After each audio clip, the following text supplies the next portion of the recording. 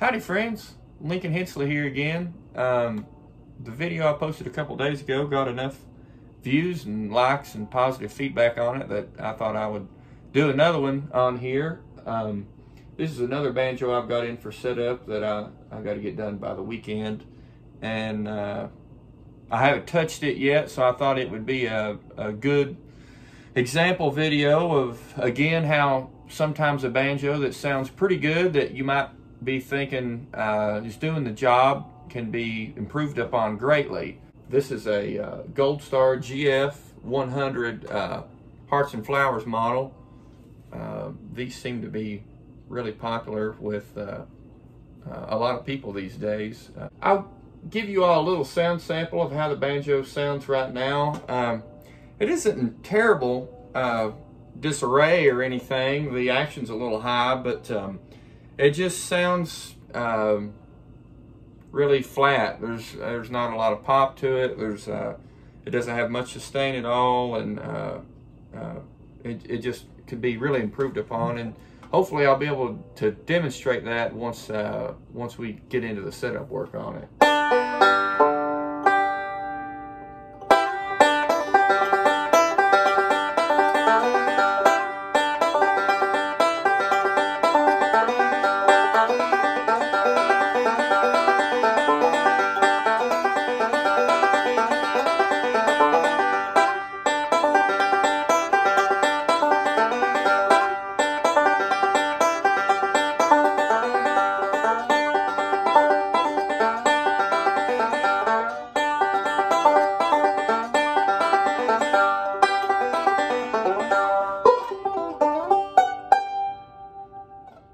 Bridge is off just a little bit on it. It seems like it's noting sharp right now, so we'll have to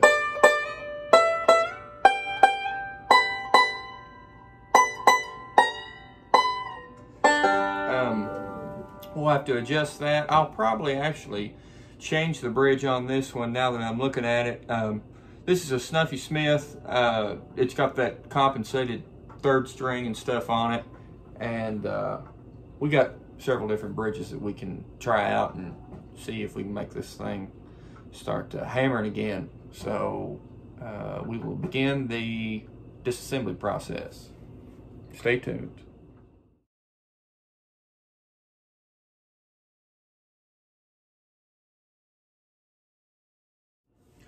Okay, we got our strings and our bridge and our tailpiece off. So next we will take the head off, check it for tears, and I'm going to check tone ring fit on this thing too.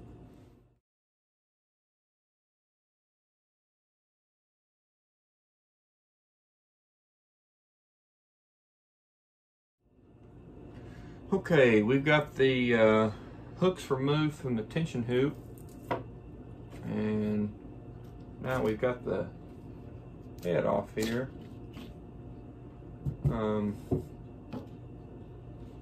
I don't see any immediate concerns with this head. It looks like it's still intact, so we'll just lay that aside for now.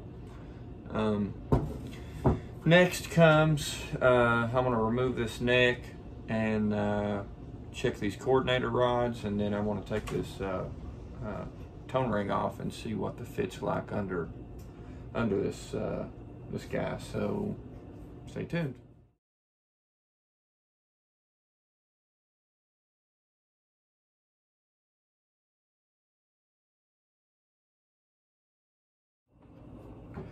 Okay, well, we got the coordinator rods loose and got the neck out of this thing, and I have to say, I think I know where some of the problem lies. I thought I was going to strip the bolts on this thing trying to get the neck out of here. They had the coordinator rods entirely too tight, and I assume it's the last person that had a hold of this thing, which the customer had taken it to someone to have it set up, and I don't think they really knew what they were doing. They weren't exactly a banjo setup person, and man, they had those coordinator rods cranked down. This banjo couldn't do anything with that tight. Let's check this tone ring fit now. I can already tell you it's a pretty loose fit just from touching it. It's a 3-ply maple rim, and it looks to be in pretty good shape. There's not any serious delamination that's going on or anything. I've worked on a lot of these Gold Stars from this era, and a lot of them seem to have rim issues that I've seen. And I think, honestly, that they left the factory that way. Some of these rims either shrank or expanded after turning, and this one has one little spot on it here of what I'm talking about, where their joints wouldn't meet up exactly, and they would just kind of fill them with glue and rub glue down in there, and to fill that in, of course, it's holding. It appears to be holding, so it's working for them, but that's not exactly, I'll show you what I'm talking about. You can see right here at the top where that piece of wood doesn't exactly made up together with the next ply, and they just kind of cram glue down in there.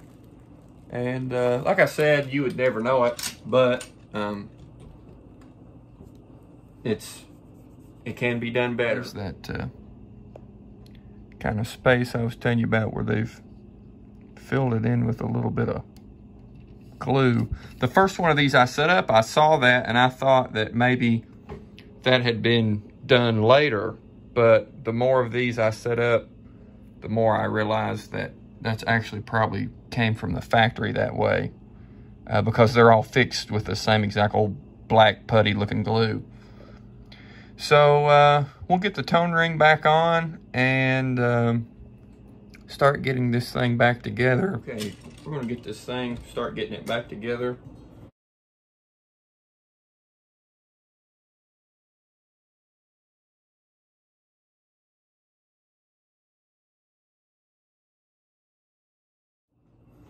Now these coordinator rods, you hear a lot of people talk about the different ways to tighten these. The main thing is to, I like to have them what I would consider being balanced. This rim is round, if you hadn't figured that out yet. And a lot of people really crank these down. And when you do that, it pushes out on this rim and actually will egg shape your rim to where it's not perfectly round. And if you do that, then your tone ring is really tight on the end spots and really loose in the middle, so it doesn't have good contact. I just try to tighten these up enough to where, like, I'm not putting any pressure behind this at all, hardly. I mean, just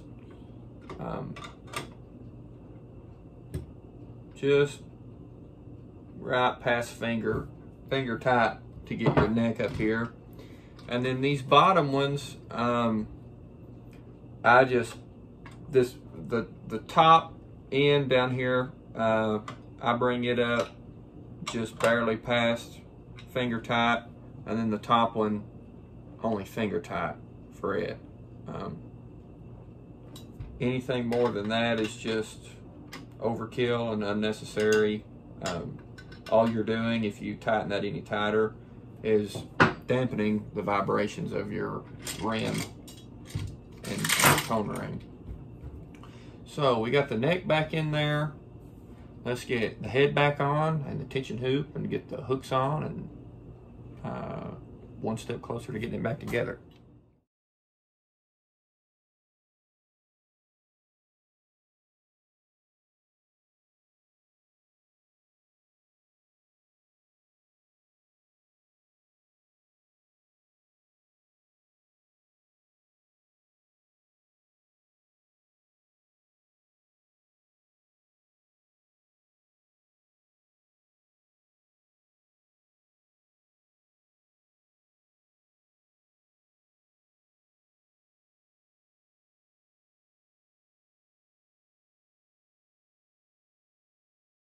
We got the strings on it.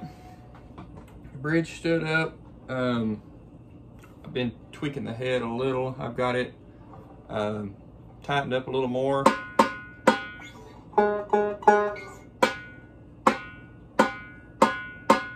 It's about right at G sharp to my ear.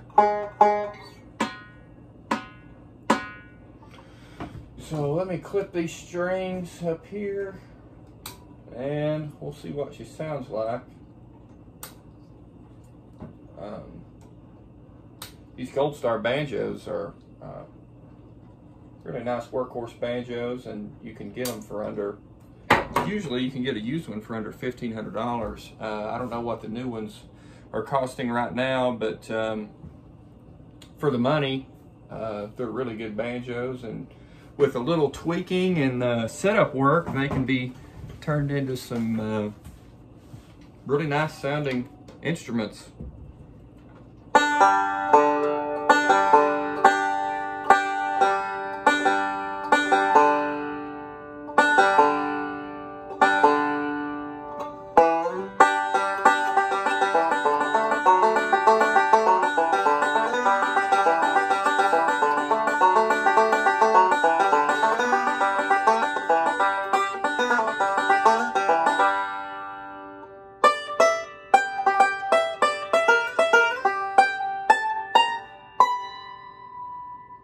Woo.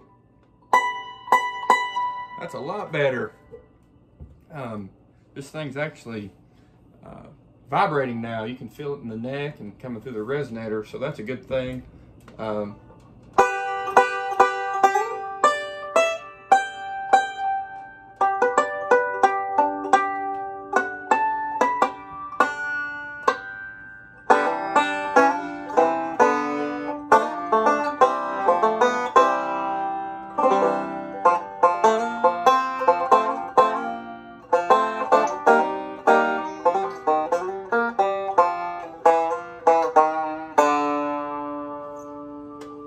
Cool.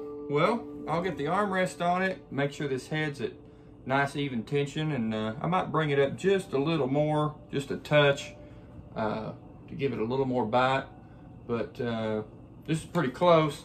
The action's a lot lower now. I put a 5/8 bridge on it. I think it had a 656 Snuffy on it, and I've got a 5/8 just regular maple and ebony bridge on it. And you can see kind of where I've got the tailpiece, and heads at G sharp. That seems to be where mahogany banjos kind of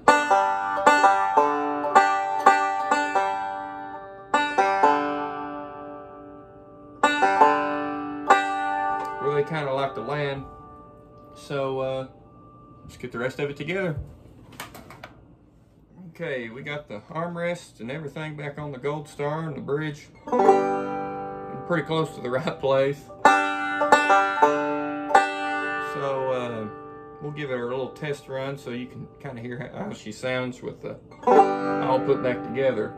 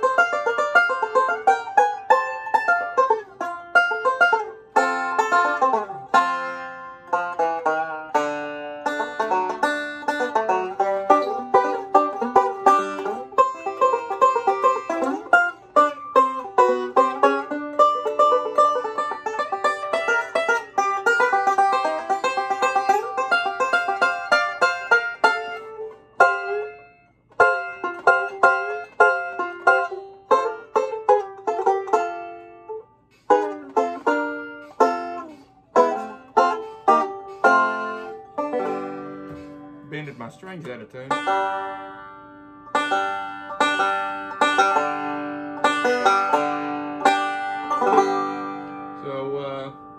I think definitely an improvement. This thing feels good, plays good, sounding good.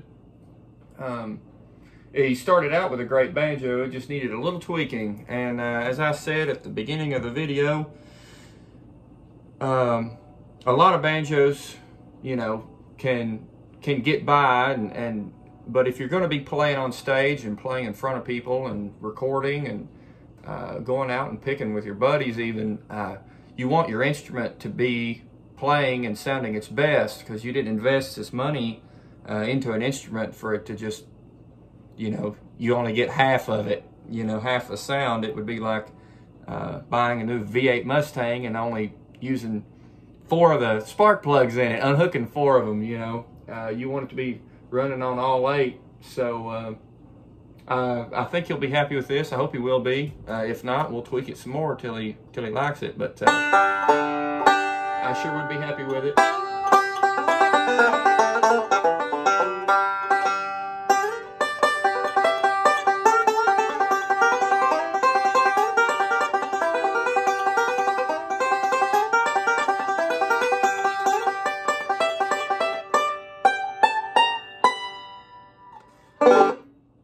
That's all she wrote.